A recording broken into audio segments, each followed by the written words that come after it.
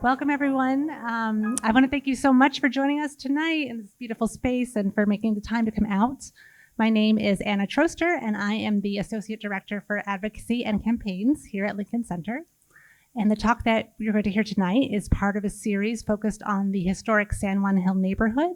I don't know if you've noticed, but there are some archival images just to give a glimpse of the area in the 1950s. The series is also part of a larger project called Legacies of San Juan Hill, which is a project that is dedicated to exploring the history and communities and cultural legacy of the area that, the neighborhood that once existed in the area where Lincoln Center is today, so this neighborhood. And tonight's talk is focused on the history of jazz in San Juan Hill in the first half of the 20th century. And now, without further ado, it is my pleasure to introduce our participants tonight. So, as they come to the stage, please welcome our first panelist, a professor at the Juilliard School in the Music History Department, who teaches courses on jazz history, African American music, and ethnomusicology, Fedara Hadley.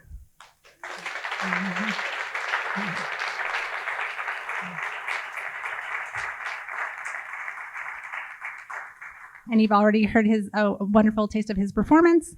New York City-based jazz pianist, composer, and improviser who leads the jazz improvisation curriculum at Manhattan School of Music and the Juilliard School, Mark Carey.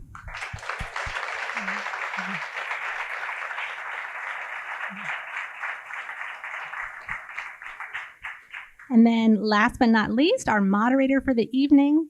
He's a saxophonist and conductor, as well as founding director and senior scholar at the National Jazz Museum in Harlem. Please welcome Loren Schoenberg.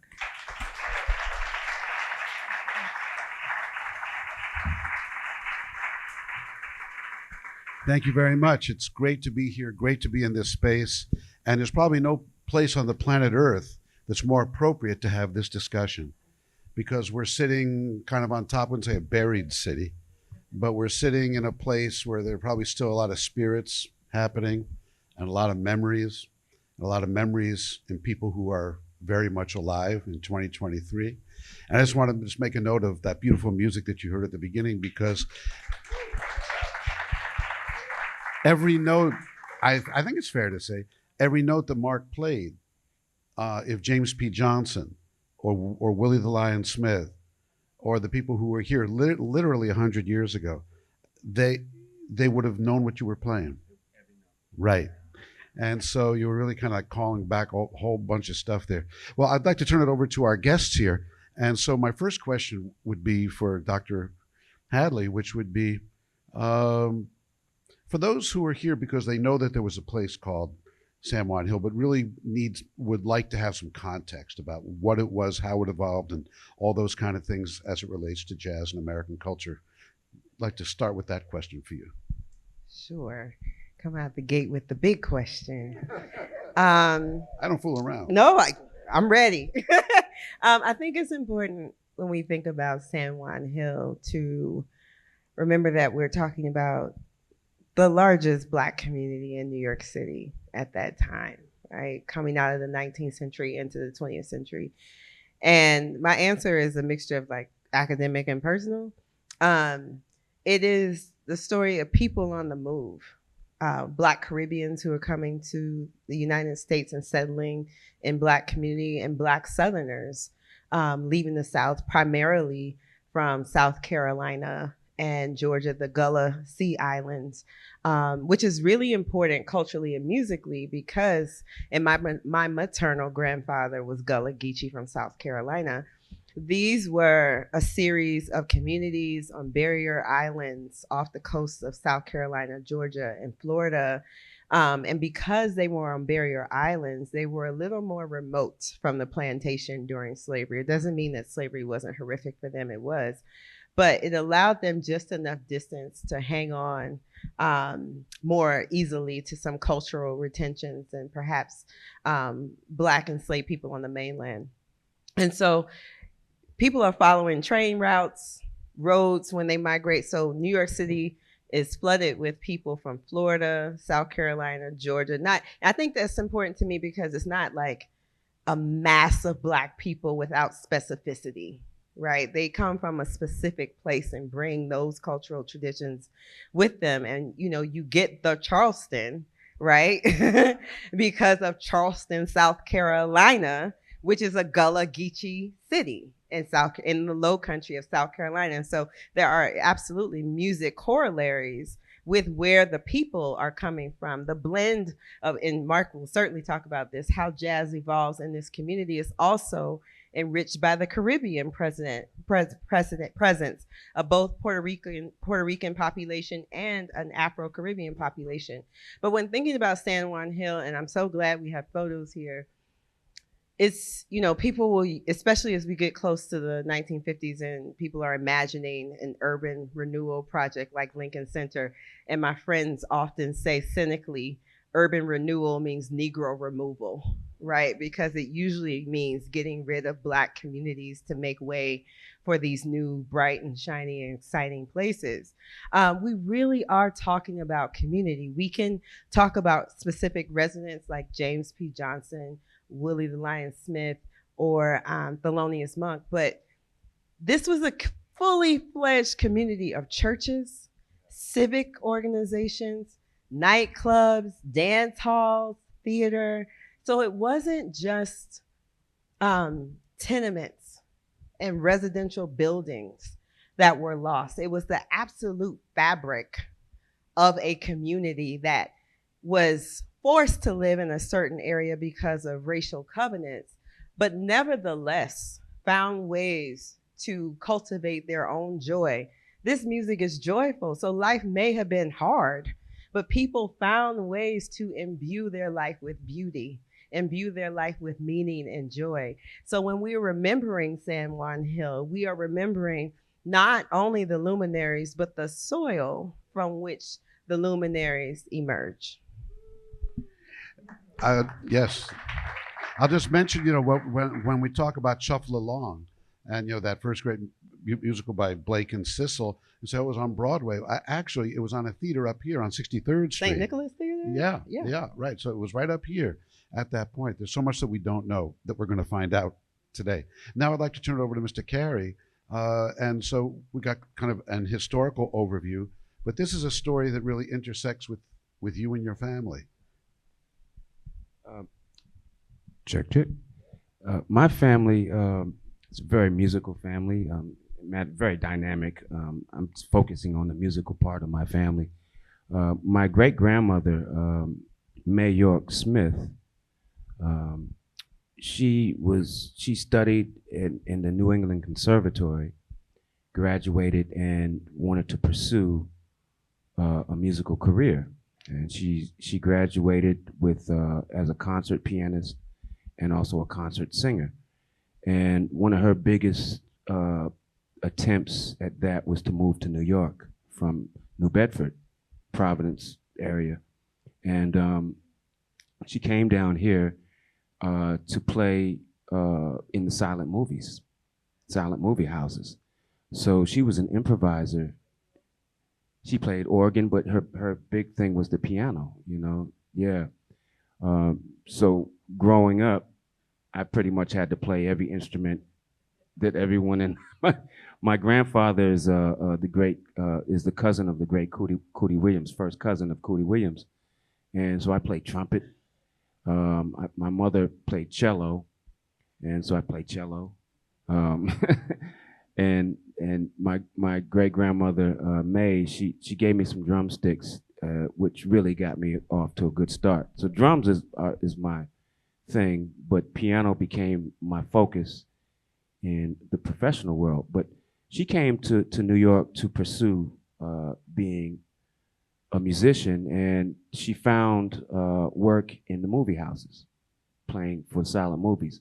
So I always thought that was pretty interesting, and then to later find out that she would play four-hand piano with U.B. Blake. Yeah, so that connection really gave me a lot to live and to work towards. I just so happened to be living in Baltimore where the great U.B. Blake was born and grew up. But then he found himself here in what was called Little Bohemia. And you know, at that point, I think the tradition kind of got passed down to my mom, who really inspired me to pursue music after she found that I had an interest in it. So that's kind of the overall perspective on my family and this area. So what do you think it was, the functionality of the music that we're talking about? The fact that what they were playing then, the things that, you know, like if you want to take jazz piano and you might say, if I have to bring it back down to one person, thank God I don't have to, but if I had to, I might say James P. Johnson, because he inspired all these other people, and Thelonious Monk. And that the music has kind of evolved into a place now where we go, we sit and we listen to it, and we listen to it very seriously, and it deserves to be listened to seriously, but we don't necessarily have the function to it of dancing or of knitting a community together. And I'm wondering if you could talk about that in relation to those times. We were talking about it downstairs about what they were up against and what they did, these people, where we're sitting right now. I think part of it is the function around the music changed because we don't live the lives that they lived. I make lots of corollaries between like past and present to try and imagine, but people's lives were hard. And so they needed that music to be rollicking in a particular kind of way, because you needed Black music in general is all about community. It's all about bringing together. You can take that back to Africa, and I'm not saying that in a cliche way, but like literally, music is meant to bring folks together. And why you even have something like a talking drum that can communicate these low frequencies over far distances is to let people know this is where we are, right? And I juxtapose that. I live in Bed-Stuy, Brooklyn. Why I hear, and you've lived in DC and Baltimore, the bass of the cars rattling, you hear them coming before you see. Same principle, right? Like really, like now I know where I'm going. Or I was in New Orleans and I went to a second line on a Sunday and I'm asking my friend, where do I meet? Where does it start? Because I'm a total tourist. And he's like, you're gonna be in Congo Square, just listen for the sound of the tuba and the drums. And that's literally how I found them, right? And so if we accept that truth that the music is always about community and often also about getting something off you or out of you or in you in the context of community, because once the people are together, lots of things become possible. And so I feel like the same reason you had so many clubs in San Juan Hill is the same reason you had so many churches in San Juan Hill, because they're both doing the same kind of work. It's giving people who face unbelievable hostility outside and sometimes inside their community a place to put that and get that out of them and get something else in them. You listen to Stride as it evolves here, and that's what I'm always hearing. Like, you need something to kind of push you a little bit. And so the functionality of the music was tied to the functionality of people's lives. You know, it wasn't an academic or an easy listening enterprise very often. It was something people, you know, were made to live hard. And so they loved Jesus hard and they loved partying hard, right? Like all those things get connected. But I'm really curious what you think. As a continuation to that, I would say that it's really hard to create high art when you're in a fight or flight mode. And if you can imagine that we would not be together in this combination at all, unless it was in one of the speakeasies or something, you know, after hours uptown, you know, everyone loves music. So there are common things that we all love, but in order to reach the heights that the people that lived here and the ones that we speak about and we remember, in order to get to those places, you had to have a community that was thriving. You're not going to get high art at war. You're not going to get high art when it's funny because we are able to do that as a people. We are able to create in the worst conditions. And you know, this place was here. San Juan Hill was here in its existence because a lot of people were pushed from, you know, Little Africa, which was the West Village. They were pushed here. Seneca Village was preceded this, you know. They were landowners. And you couldn't even live in New York unless you couldn't live and vote and participate in life in New York unless you had land. You were a landowner. So when that was erased to make way for Central Park, all those people were dispersed, and then this place was created, you know.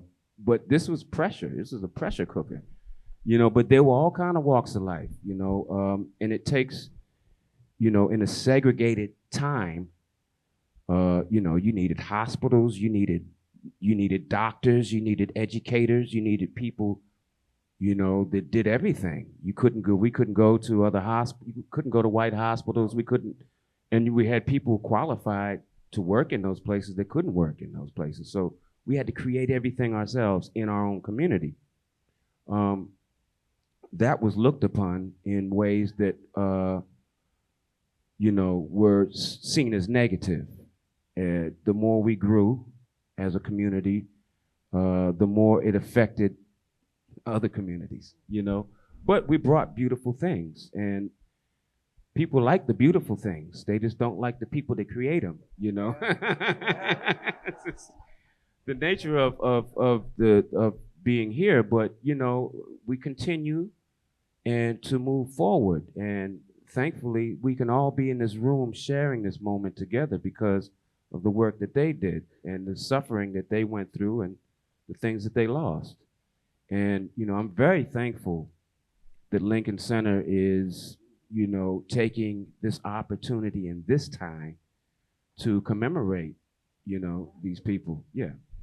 Well, we should mention that, you know, the kickoff of this whole thing was one of the students from Juilliard, Etienne Charles, put together a concert when they opened Geffen Hall not that long ago, and it involved the New York Philharmonic and a jazz group, his group, and he, you know, his music is from the West Indies and the Caribbean and jazz and Wynton Marsalis and all this, and he brought it together. And a lot of us thought at this point, and I'm not just saying this to be unctuous, but a lot of folks thought, you know what, it's nice that they did that concert, and that's probably about it. Well, I guess you've seen the side of that building.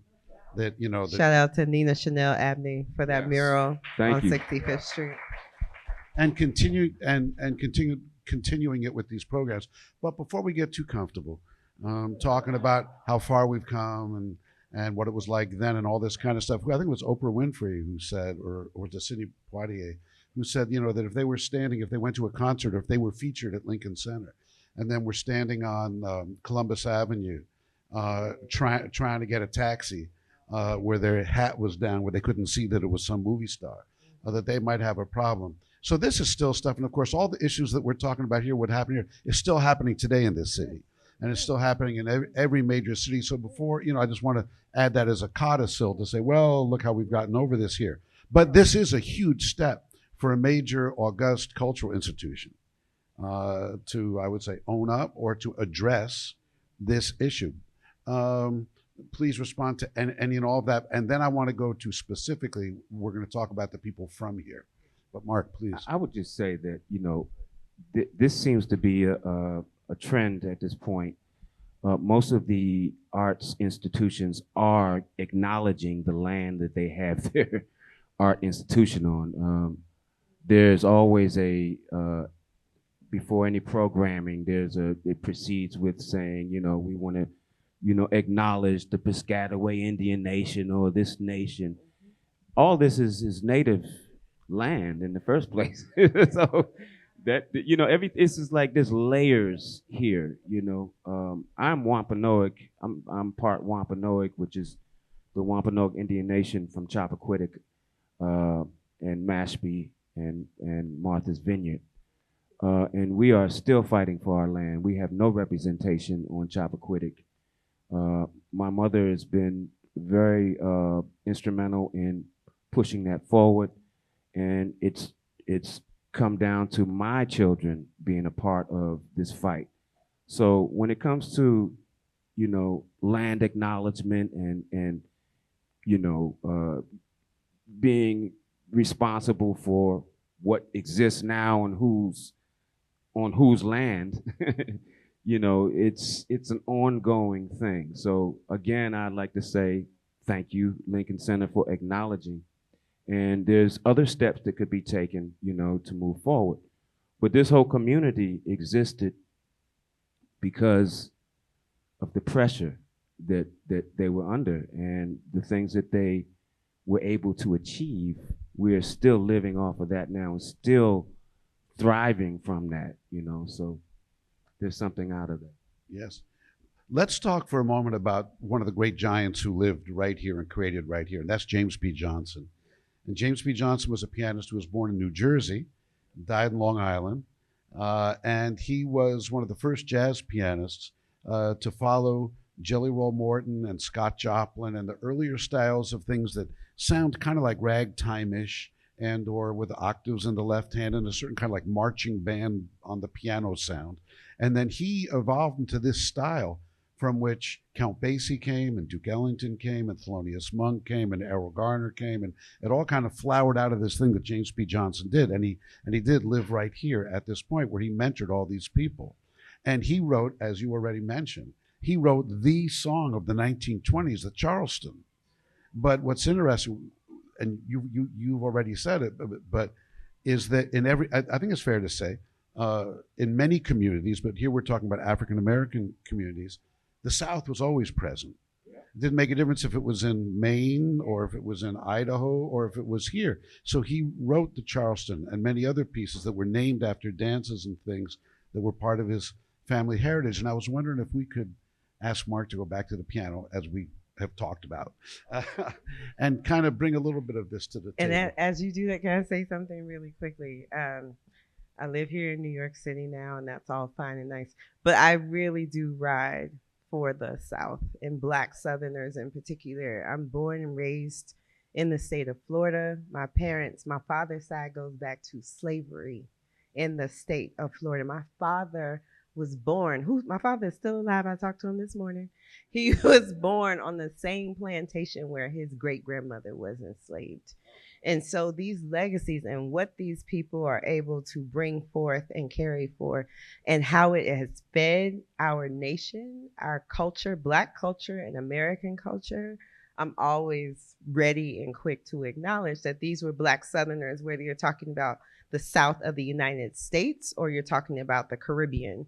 New York City becomes the place where these people can gather and meet and reconstitute themselves in an urban setting. Folks who lived agrarian lives, they flee the South, they voluntarily leave the South to come here and remake this city, right? Many of them bringing those rich Southern traditions with them, including the food.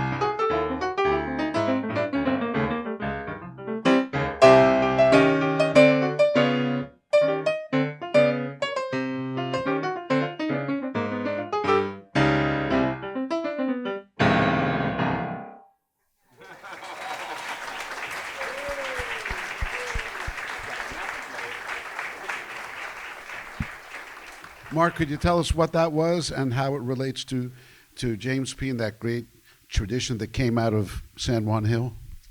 Well, that was me attempting to not actually play the song, but play in the style of. That particular song was the Harlem, was a kind of an excerpt of the Harlem Strut, which came in a series of about 8 pieces that James P. Johnson wrote for dances. He was very inspired by the Gullah tradition and the dancers from Charleston. And he wrote the Charleston based off of that. Now, he's from Jersey. And when he met these dancers, he saw and kind of was feeling the way that they dance, and these songs evolved from that. So that style of the left hand stride kind of preceded what became Harlem Stride. So that was just an excerpt and kind of an example of that. Yeah.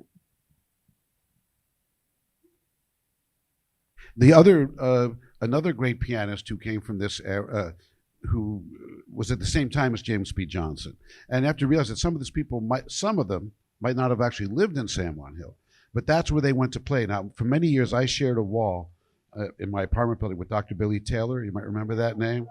And of course, it gave me a phobia about playing the piano in my apartment because if he was walking down the hall, it was like, oh boy. But anyway, he told me that he met Thelonious Monk at James P. Johnson's apartment. And again, this is like, I don't know what the analogy would be, but it would be like, if Sojourner Truth met Coretta Scott King. And by that, I mean like eras of people that you don't put together because they didn't live at the same time, but actually in jazz, because jazz happens so quickly, you do get this. And so Thelonious Monk's music, which a lot of people think of as quote unquote modern, and what the heck is modern anyway, was born and bred right out of the kind of music that Mark was just playing. So he was someone who was around here, as was Willie the Lion Smith, who's another very important person there. I'll tell my brief story just about someone, my relationship, I guess, to San Juan Hill. Was one of its people who came from here was Benny Carter. And let's put it this way, you might never have heard of Quincy Jones if it wasn't for San Juan Hill. How's that? Or what he did for Michael Jackson, or all different kinds of stuff. Benny Carter was raised here. Bennett Lester Carter was actually born in the Bronx, but he was born and raised here. He was raised here. And he became a great band leader, composer in his own right. And in 1941-42, went to Hollywood and became the first African-American composer, arranger, conductor for Hollywood films who wasn't called on just to do African-American topics. In other words, okay, we have a scene in a black nightclub, let's call someone to write for it. He wrote the music he scored the music for the snows of Kilimanjaro. I mean, all different kinds of music. And Quincy Jones has always said that Benny Carter was the one who held the door open for him to walk into what he eventually did. So he's a great figure. And I'll tell you, I played a concert with Benny Carter in the Goldman Band show sometime in the 1980s. And some people were still around from the neighborhood. And maybe they lived in some of those apartment buildings down further on 63rd Street or something like that. And they came up. So I'm just saying I got to at least be in the same place where I heard people from those days talking to somebody who was from there. That's just one of the many, many legacies of this stuff. Abby got her start from Benny Carter. Well. Abby Lincoln. Yep. Yes. Yeah, he picked her up in Kalamazoo. Mm-hmm. Yeah. Of all places, that's where she's from. Yeah. And she had that early career as kind of a beautiful showgirlish kind of singer, and then went, as you all saw, I guess, the great documentary on Max Roach on public television recently. Mark, I mean, we didn't really get too many credits here, but Mark is one of the very few people who was hired by, mentored by, and toured extensively with both Betty Carter and Abby Lincoln. So you got to write that book soon, because it's in process. Fredara, in your classes, could you give us some more, or just ideas, because I know you feel very strongly about this, about the intersections of this place and what it became, and what's important, for young people to know, and our audience. Just kidding. But, no, that's not true. We do have some. Okay. You know, it's a real joy to teach at a place like Juilliard with students who are so talented, so creative, and usually very motivated. And as you both were speaking, I was thinking about when I first started working at Juilliard in 2018. My mentor, my late mentor, the writer Greg Tate, he would not ask me like, "How's everything going at Juilliard?" And he'd just be like, he called me Hadley by my last name. He's like, "Hadley, how's everything up at San Juan Hill?" Right? And that honestly, I'd heard of San Juan Hill, but because Greg was who he was, I was like, I gotta really learn about San Juan Hill. And so one of the interesting things about New York City, I think, is as you walk and move around the city, sometimes I just try to imagine what was there before, because it's a city that constantly tears down and rebuilds itself over and over and over again. And so teaching at Juilliard and teaching young people, mostly between the ages of 18 up to 25 for graduate students, a lot of whom are not from New York City, I think it's really important to help them understand where they are. Like geographically, where are you? I know you're off the 66 stop on the 1 train, but where are you? Right? And so as I learned more and more about San Juan Hill, and then I was at the Etienne Charles performance at David Geffen, I would, and a lot of them who don't live in this very building, they live in Harlem or Bed-Stuy, Brooklyn, or Crown Heights, Brooklyn. I get them to go out of the classroom. Like, we talk for a little bit. I'm like, let's go look at this mural. What do you think these symbols mean? And, you know, they'll give me explanations. Let's walk onto the plaza. What do you imagine this was before it was Lincoln Center? And their eyes kind of glaze over. What do you mean before it was Lincoln Center? It's always been Lincoln Center, right? But really getting them to see where they, and it's important now because we have students who are really interested in these big questions of the world, right? And of the city and place. And so we talk about it, and most of them have no idea. But these are the same students who are very concerned about questions of gentrification in the city, right? And we can think of Lincoln Center in its origin as a gentrification project, right? And so once we kind of, and what is art's role? What was art's role in the community that was here, San Juan Hill? And what is art's role now in acknowledgement and remembrance?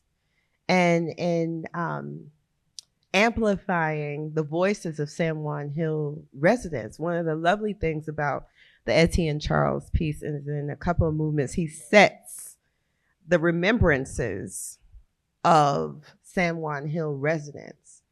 So you hear them in their own words talk about the place that they love, that nurtured them.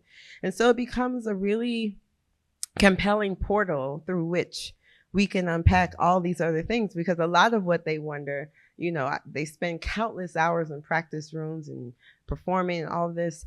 What is it all for? Yes, I want to get a good orchestra job, or I want to be able to form my band and be on the road and make a living. But really, you know, where do I fit in all of these questions of the world? So we can start examining that by literally where we go to school and where we go to work, right? And so I find that to be a really helpful way. And I learned from listening to their answers as well. And so it isn't a one-sided conversation.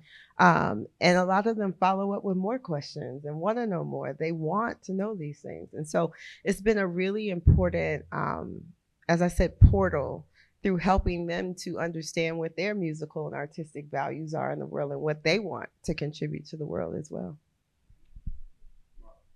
I'd just like to add, I had the experience of performing at Avery Fisher Hall, thanks to great Todd Barkin, who moved on to Baltimore, but he used to work with Lincoln Center and Dizzy's Coca-Cola Club.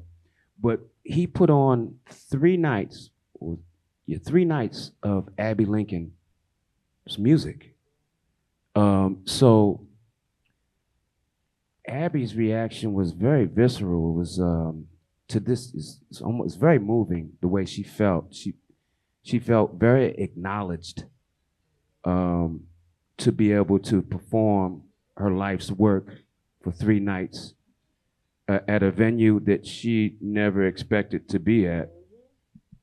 And growing up, she had no idea that Lincoln Center would appreciate her work that much, that they would present her life's work for 3 nights. And so for me, it was like, oh, we're playing Lincoln Center. I had no idea about the history of this place at that point. But for her, those 3 nights were for me, experiencing her opportunity was very emotional, because she never thought that this day would happen. Now, the course of her career, went from, like you were saying earlier, the darling of the industry to the one that openly criticized the industry, and the way things worked. Yeah, well, she got blacklisted for that,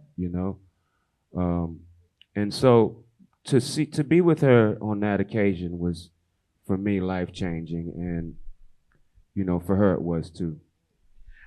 Just following up on all that, to think about like a thought experiment. I'm not saying we're going to do it right now. I'll pitch it out. I'll just throw it out, but you might want to think about it. It's exactly what you were saying. Oh yeah, Lincoln Center. There's concerts. There's the opera. There's the #1 train. There's all this kind of stuff. I've lived in New York for, gosh, almost 50 years now, and it took me 20 or 30 years to walk down and not look at the tops of buildings. You know what I mean? I'm going to this address, and all of a sudden, did you ever look up and look at the shape of the buildings? Duh. No, I hadn't. Well, what's the point? The point is, imagine a conversation if you could talk to somebody from 100 years ago who lived here, and try and just think about the reality of that for a moment. It's all well and good to talk history and talk, oh, well, these people and this and all this kind of stuff. Think about it. If this side of the room was 2023, and people who go to Lincoln Center, like all of us, a great place for culture, but internationally known. Okay. And over here were the people who lived there in 1923. And think about what that conversation might be. And how much could you empathize and understand with their experience? And conversely, how much could they understand and empathize with your experience in this crazy American experiment? One way to kind of think about it is to listen to the music that they made. And thank God we have the records and we have the things. And also we have on the stage here, once again, a great pianist. And I'm wondering if you could take us into the world of, and also what Mark is playing tonight is his own things. And so not just, you can play a record if you want to hear James P. Johnson play, that's great, But could you take us into the world of Thelonious Monk, and then maybe we can talk in our next little segment about Thelonious Monk, probably maybe the most famous today of the people who came right from here.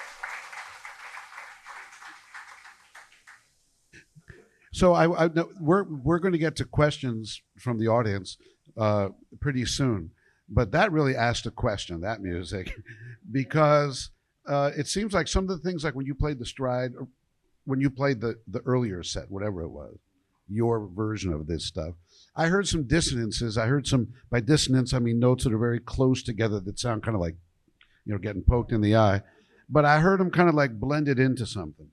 And when you played that one, I heard as though like you bought them out to go like that. And I think that's a big part of Monk's music. And what do you take from it? And then I'll ask Fredar how it strikes her. Well, for me, Monk, had, you mentioned James P. Johnson being a big influence on Monk. Monk also talks about Duke Ellington as a big influence on him, and he is on me as well. I went to the Duke Ellington School of the Arts, D.C., and Duke was a great orchestrator, and he understood sound, he understood, texture, and I get a lot of that from Thelonious Monk. He has a way of adding a little rub, if I may. He likes a little rub. A rub means when things kind of like very tight together. But he used sevenths in a cluster. Instead of playing a seventh open, which is a very beautiful sound, he would close it, the same two notes, but as a second. So a seventh is a second. And he'd use a lot of seconds, that's as close as you're going to get on the piano, unless you got a microtonal piano. Then you get a real rub. But the half steps, two half steps together gives you that sense of something is happening. So he had that intensity and that sense of an ugly beauty in his music. Which is the name of one of his famous songs. Ugly Beauty. And Duke Ellington would talk about sometimes about, he was always talking about beautiful women, but he would always talk about his ideal dream was not a woman like what you call like a classical beauty, but there would be something, and not ugly, but just something unusual. I'm venturing into a territory. Let's get away from it. No, we vibing. I'm right there. But you know what I'm saying. Yeah. I mean, and you heard it in Monk's music. Well, as you were playing, you're good. I was thinking it would have been impossible for Monk to write like that back in North Carolina. Like it wouldn't have worked. It doesn't sound like North Carolina. It sounds like, I was thinking a lot about the dissonances, and I was deliberately kind of watching the slideshow as you were playing. And in New York, you live above, below, next to each other. We're all exactly whether you want it or not, right? And so it really kind of clicked in my brain, like that dissonance it corresponds with how, if you live in the city, you kind of live life. And so I don't know, listening to you and watching the images, and the San Juan Hill, for its residents, likely had a type of ugly beauty to it, right? Because it was people would call it a slum, a ghetto, but the important thing about that, and Nikki Giovanni has a beautiful poem where she talks about, she hopes that a white person never has occasion to write about her life because they will talk about the poverty and this and that. And she closes that poem by saying, without realizing that all the while we were quite happy, right? And so there is this juxtaposition a little bit of the harshness of the circumstances in which people find themselves. Nevertheless, they go on, right? And so I don't know, and we're all getting a little philosophical, but like hearing the dissonance that way and looking at images of San Juan Hill, if we're talking about migrants and all of that, he couldn't write that and play that way in North Carolina. It had to be here. You know what I mean? So in a sense, the people who lived here at that time in San Juan Hill, and not, as you mentioned, not just Monk and the famous people, but the people for which they grew up. I wouldn't even necessarily call it soil, but the people that they lived with were, in a sense, already doing what we're doing, plus under much more challenging circumstances. And the music was coming right out of their lives. And here we are 100 years later. Again, that's that conversation I was talking about. The people pay all this money to go hear what those people were doing at that time. It's just full of complexity. And maybe this will make us appreciate even more what a place like Lincoln Center represents. It's not A or B. It's all these things. And that there is a home for it. And there's Jazz at Lincoln Center, which is unique in the world. There's no other major city that has anything of this, the size and the scope. And then that leaves it open for other organizations to say, well, they do it this way. I'm going to do it this way. But you got to have this first. I'll just wrap it up kind of with something that Albert Murray, who was a mentor of mine and probably some folks here too, said this. He says, you know, with singing the blues or any lamentation of anyone who feels a certain way in their life in a moment, that by singing the blues, you sing the blues to get rid of the blues. There you go. And so, you know, the transmutation of it. But I don't think I should have the last word here. I think the last word should come from Mr. Carey at the piano. If you would do us the honor of playing us out.